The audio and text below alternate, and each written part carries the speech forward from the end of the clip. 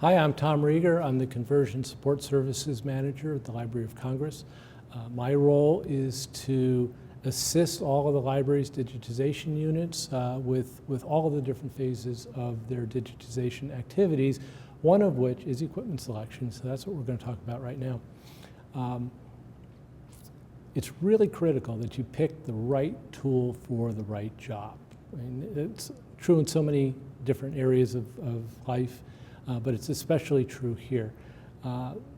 It's really tempting to say, well, this flatbed scanner can do everything. It can do film, which it can.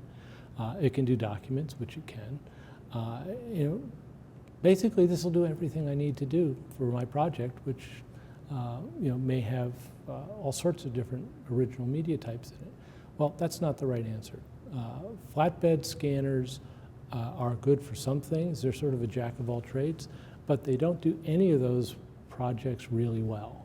And that's true for virtually all flatbed scanners. Now, that's not to say you should never use a flatbed, because that's not true either, but for most things, flatbed scanners, for most things in cultural heritage imaging, flatbed scanners are not the right way to go. If you look at the way most major cultural heritage institutions work, you're going to find professional grade cameras as the backbone of every one of those. And why is that the case? Well, for one thing, cameras are a lot more gentle to the original materials. And this is a real important point. With cultural heritage materials, the original is the most important thing. We don't want to hurt it in any way. If you put a fragile manuscript down on a flatbed scanner face down on glass, you may well damage it. It may not be obvious, but you've stressed that material. So the general recommendations for all of this type of work are that you don't do that. You don't put it in contact with something. In fact, with some rare books, it's the same as true. We do not put anything in contact with the page. We'll live with a curvature on the page to protect the object. So, flatbeds have their place, but they're not what you should be thinking of as a primary tool. There's other reasons as well, quality-related reasons, but there's not enough time in 3 or 4 minutes to dive into that. We'll have another session on that at some point in time. But so what can flatbeds do? Well, they can't do books. And why can't they do books? Because you have to smash the book flat in order to get it on that flatbed, and that's really not very good for the spine of the book. Certain very new books, okay, maybe, but you probably wouldn't be digitizing those anyway. But anything with any age to it, you're likely to wreck the spine of the book or damage it. So for photographic film, it's very tempting to use flatbed scanners because they claim such wonderful resolutions and bit depths and this, that, and the other thing. But flatbed scanners are not the tool of choice for film. They really cannot, when you compare, they really cannot hold a candle to professional film scanners, of which there aren't many left, or for cameras, which configured properly do a much better job. So that's another area that flatbeds really aren't well suited for. Another area, and this is a primary area, is special collections materials. And that is an entire range of things. It could include books, it could include manuscripts.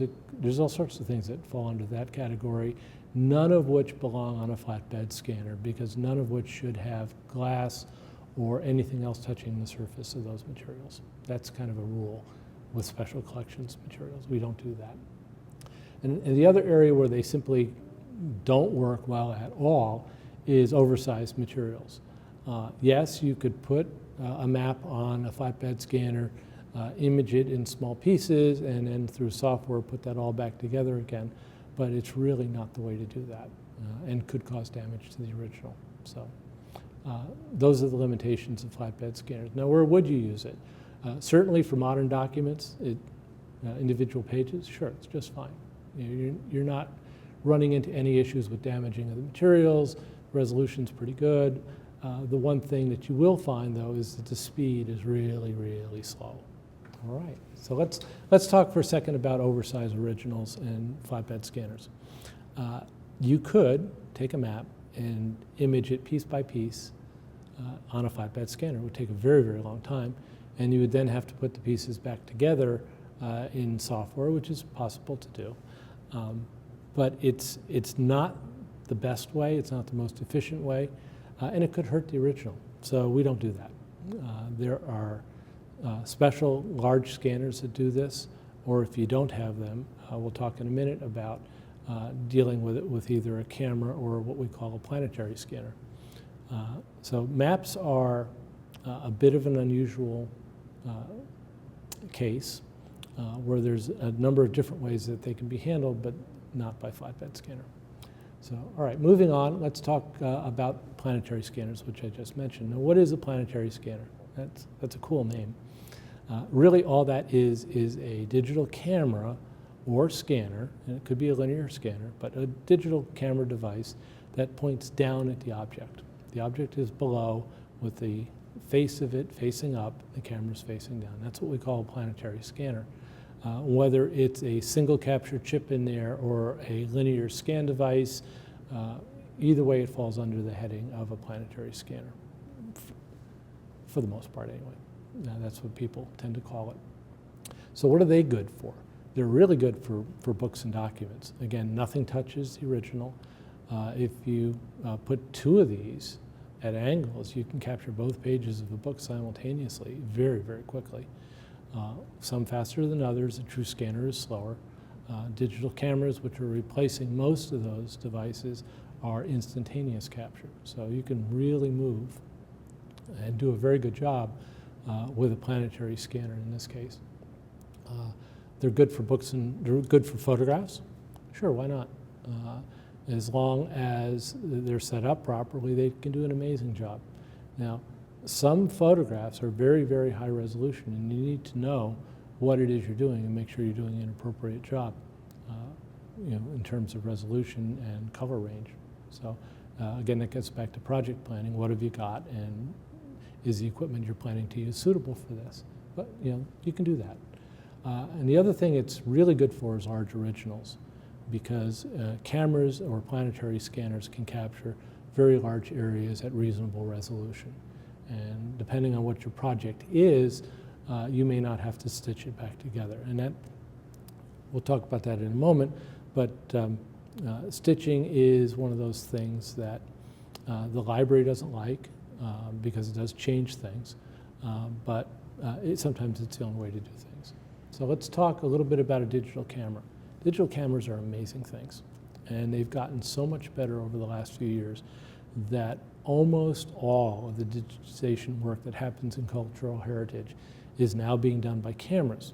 Now, if we go back 5-10 years, that was $40,000 and $50,000 cameras, or maybe even more money than that, which kind of limited where the kinds of organizations that would be able to afford that. Not true today. You can get digital cameras for less than a couple $1,000s that can do this very, very well. And that number keeps coming down. The cost keeps coming down. The quality of the cameras keeps going up. So going forward, the digital camera is the primary imaging device for cultural heritage. And it's wonderful to see that, because that drives the cost of these projects down dramatically and increases the speed with which you can do them. So it's really interesting development to see. And in fact, there are now 50 megapixel cameras on the market for $3,000. And I've seen recently 200 megapixel chips introduced for this purpose. You'll see those in cameras at some point. Amazing, just amazing. We've hit the limit of the lenses at that point. So what are cameras good for? They're certainly good for film. If you set it up properly, you can get everything that's in that piece of film out. It doesn't matter what format or what type of film it is. Digital cameras can, if set up properly, grab every piece of information out of film. Documents, certainly. No issue there at all. Instant capture, very quick, very high resolution. Special collections, photographs, books and documents, all of it. Digital camera is almost the universal tool, but it needs to be in the hands of somebody that knows how to set it up. because there are different ways to set it up. Now, film scanning. If you do have large, important collections of film, you may still want to look into professional film scanners. They're a dying breed. There are not many of them left out there, but film scanners are they're awesome when they're set up correctly. And again, there's not many of them left. We do not use film scanners here at the library. We use cameras, but for some projects, they're the right tool to have. So how do you choose? I mean, you've got to understand the magnitude of your projects, what your quality expectations are, and how much time you have to do it. And that'll steer you to the right choice of materials.